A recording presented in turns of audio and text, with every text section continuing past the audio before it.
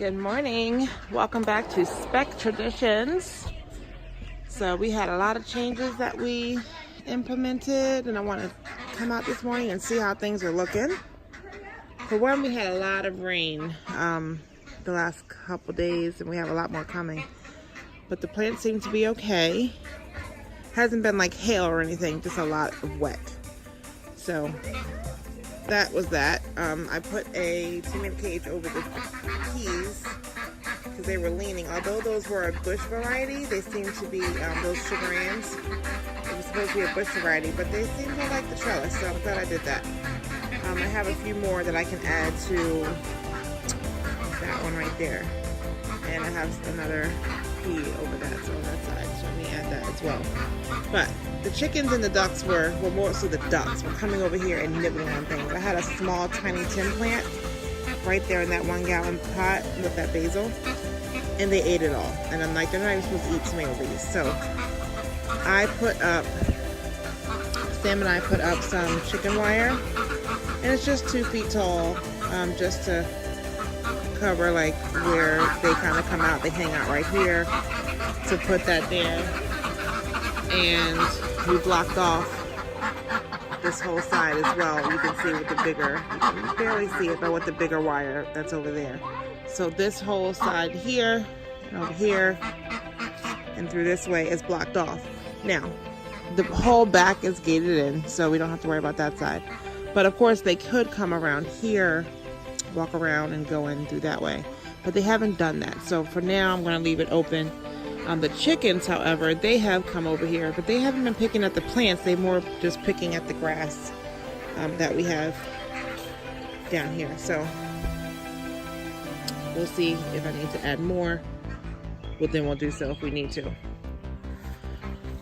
We have added a 4th herb garden because we just needed more space. So we have a 4th one here. This one is empty because we're going to put some lemongrass in here, but it's still growing in the house, so that's an open spot for that. But I've added stevia, which I've never done before, but I wanted to give it a try just to see how it works and, you know, if we like it.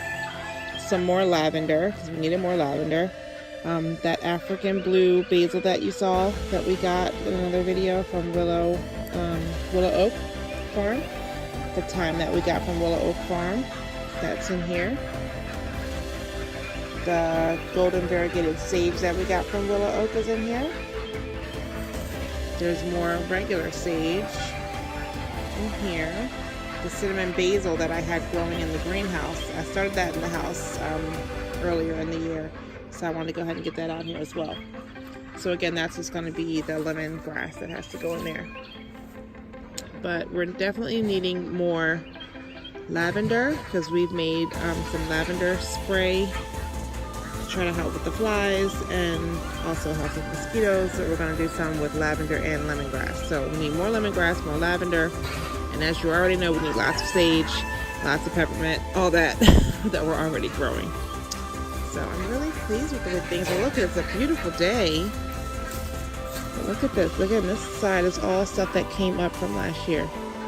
This entire side here, oh, except for this. I grew this in the house. These two. I grew in the house this year. But everything else came back on this side. Oh, the orange mint that we got from Willow Oak. That's in here. I'll try to keep the mint all together. So they're all in the same spot. What is that? Now there's an ant on the basil. Get out of here, ant. I do not like ants. Ugh. More sage. I said we use a lot of that in the kitchen. I'm just going back here, rubbing my hands on here to get the oils going and making the smell come up, the natural oils that are in there. I love when you walk by and you smell everything. I forget what this is. I just cannot remember. We'll know soon enough. Gosh, I can't remember what that is. I kind of have a space here because last year we had curry that didn't come back. It's a tender perennial, so it froze. It didn't come back. There's a little bit of lavender growing right here, so I'll let that grow. But I do have a space in that second spot back there. planted in there. That would be good. This is chamomile. Some more chamomile. And dill. These are looking good. Oregano. That's oregano back there. And parsley. What is this? Oh, thyme. Yep, thyme leaves. So these are looking really nice. Very happy with them. And something else that we did is we got the chickens moved around. So we took the, you can see there's more chickens in here. These chickens that are in the blue coop now were the oldest ones that were in the brooder. So we put the 6 barred rock, the 2 golden laced, bless you, golden lace Wyandottes, the buff Orpington. I think that's it. We put all of those in here so they could get acclimated to the rest of the flock. And then in the main coop, we put the 4 Americana and the Silky Lola. You can see she's behind the... Hi, Vader. Let's see if I can get this to focus again. There we go. We've gotten all of them out to the main coop. So they're mingling with the older girls and Vader. And then we put our 2 cochins, Pearl and... We put our 2 cochins, Pearl and Georgia, inside the run so that they could get acclimated. Excuse me. Those cochins and the 4 Americana are all the same age, so hopefully I can, oh my goodness, hopefully I can get them into the main coop within a week or 2, just like we have the other ones here. So they seem to be doing good. We just had to figure out their pecking order, but it made me nervous because I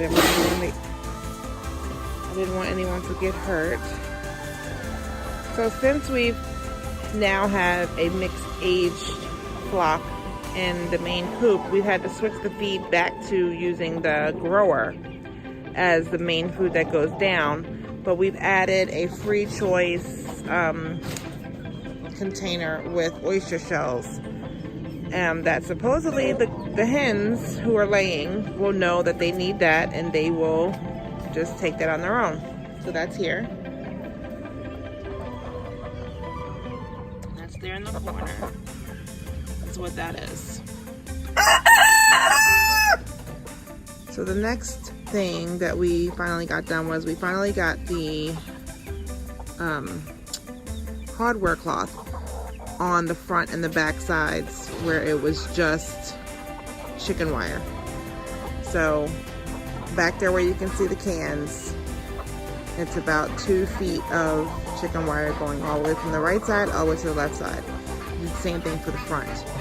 The next thing we got to get done is get these nesting boxes together so that they have the bedding in there. And I need to put something on top that's slanted so that they don't get up there and poop on the top of it, like you can see that there's poop on top. We got to figure out some kind of way to fix that. So that's the next thing I got to figure out with the coops. I'm sorry, not with the coops, with the nesting boxes. All right, let's go around the greenhouse. The corn is looking good. That's coming up. Gotta give everything, not everything, but give that batch of watering. This was the second set of corn that came in after the first one. So these ones are behind it. This one got kind of hit. Let's see how strong that is. This is the next thing that I need to get planted outside. These are the extra peppers that I planted. So I was waiting for them to get some height on them before we planted them out. This is a green bean. I can't wait to plant that out. Yeah, these are all peppers, all the rest of those that need to be planted with the peppers, because I'm going to do about 3 in each pot. So that's what those are going to do. So here's a few more corn. from the second batch that's coming. This is a new seed that I got from Baker Creek, the purple Russian tomato. So we did a couple of those so we can give that a try. Some lemon balm. That's another thing that has to go in the the herb garden. Oh, we need another one. And my lemon balm that I told you I started. Little bitty. In there. And, oh, that's more, I'm sorry, this is both lemon balm. This is the lemongrass that I started. So that's coming up, so that's good. Because we gotta need that. Look how sad that lettuce looks. Like I said, we're just giving this to the chickens and stuff now because they got pretty done for the year. There's some more chamomile that's in here. In the corner. So things are looking good. Looking good. Alright guys, so I am joining the tomato grow off for 2019. Obviously I'll be in tier 2. And this is the red beef steak that I am using for my submission. It is a seed that I started from M.I. Gardner. And I planted my transplant outside on April 13th. So I have 100 days from April 13th to produce my biggest, heaviest red beef steak tomato. That's it. There it is. And I do see there are a few blooms on there. So we are off to a good start. Wish me luck. Okay, so yeah, the chickens were going over here this way, so we put up a fence for now, just with some chicken wire and 2 tomato stakes. I mean, if they're really determined, they can get in there, but it's not going to be so easy for them now. And they can still walk right in this way, and not to mention they can still walk right literally over the plants. But this just, that there will help a little bit. We'll see what happens. Crazy chickens.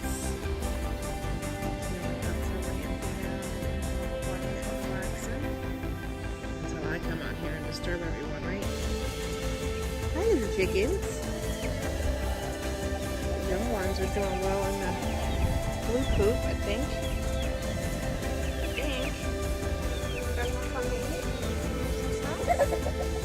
Ooh, it's been a nice day. Look at that. Yummy goodnesses. Yummy goodnesses. Why do you guys come out here and play in the mud?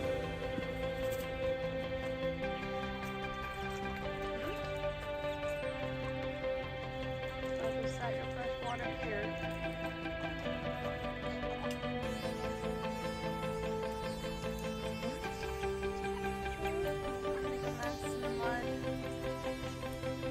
Got all that nice dry area in there, and you want to come out here in the walkway. Crazy birds. Okay, so this is a really weird feeling that we got. For one, the color is really weird, but the egg is super soft over here. So clearly I'm thinking this is a calcium deficiency in this particular egg. For whatever reason, because they're all eating the same thing and the other ones are fine.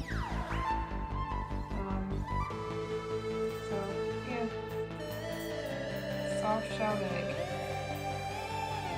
Quail. So it was outside, so it looks normal. So I guess, is it okay to still use it? Or what? I have to do some homework on that.